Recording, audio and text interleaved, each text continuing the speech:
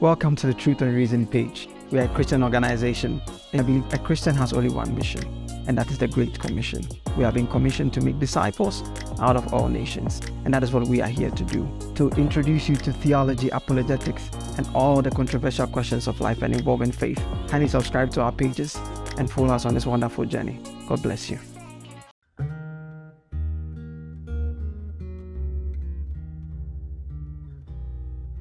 "Who is Aslan?" asked Susan. "Aslan?" said Mr. Beaver. "Why, don't you know? He's the king. He's the lord of the whole wood. But not often here, you understand. Never in my time or my father's time. But the word has reached us that he has come back. He's in Narnia at this moment. He will settle the White Queen all right. It is he, not you, that will save Mr. Tumnus." "She won't turn him into stone too," said Edmund. "Lord love you, son of Adam. What a simple thing to say," answered Mr. Beaver with a great laugh. "Turn him into stone? If she can stand on her 2 feet and look him in the face, it will be the most she can do, and more than I expect of her. No, he'll put all to right, as it says in the old rhyme in these parts. Wrong will be right when Aslan comes in sight. At the sound of his roar, sorrows will be no more. When he bares his teeth, winter meets its death. When he shakes his mane, we shall have spring again. You will understand when you see him."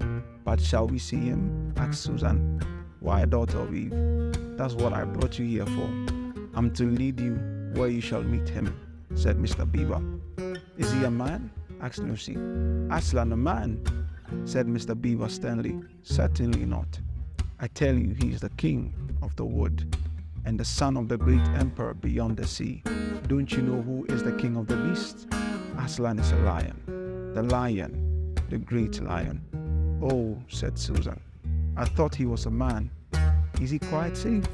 I shall feel rather nervous about meeting a lion." "That you will, dearie, and no mistake," said Mrs. Beaver. "If there's anyone who can appear before Aslan without their knees knocking, they are either braver than most or else just silly." "Then he isn't safe," said Lucy. "Safe?" said Mr. Beaver.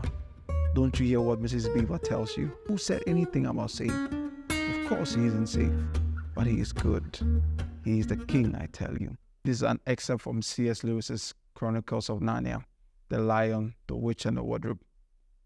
And mostly I'm concerned with the ending of that paragraph where one of the girls asked, "Is he safe?"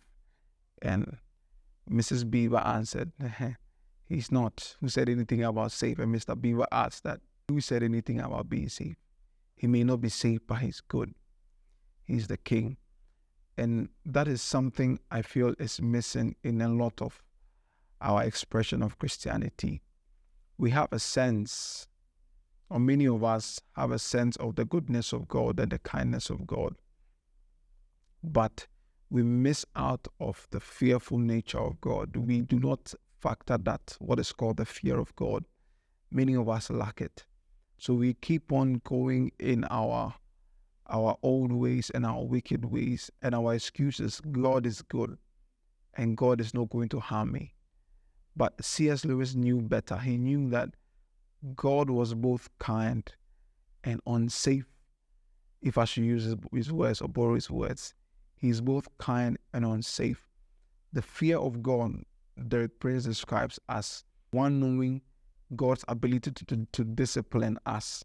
And that's what creates the fear of God in us. So if we say somebody has the fear of God, we mean it is God's ability, knowing God's ability to discipline his children. And that's what I want to share with you, that this simple passage from the Chronicles of Narnia expresses the two sides of God. I don't want to say the two sides of God, but the complete nature of God as being both kind and fearful at the same time and unsafe.